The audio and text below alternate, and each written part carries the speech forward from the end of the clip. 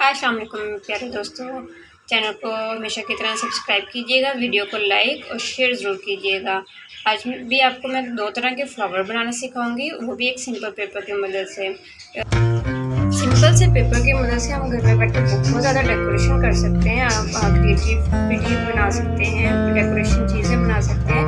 और अगर आपके माइंड में ऐसी कोई चीज़ ना आए तो आप क्रिएटिव माइंड चैनल को ज़रूर फॉलो कीजिएगा, क्योंकि इसमें सिंपल पेपर की मदद से बहुत कुछ आपको सीखने को मिलता है। तो ये फ्लावर्स आपको एज अ डेकोरेशन कहीं भी आप इसको यूज़ कर सकते हैं घर में, और बहुत ईजीली बन जाता है। तो वीडियो को एंजॉय करें और इसको ट्राई ज़रूर कीजिएगा।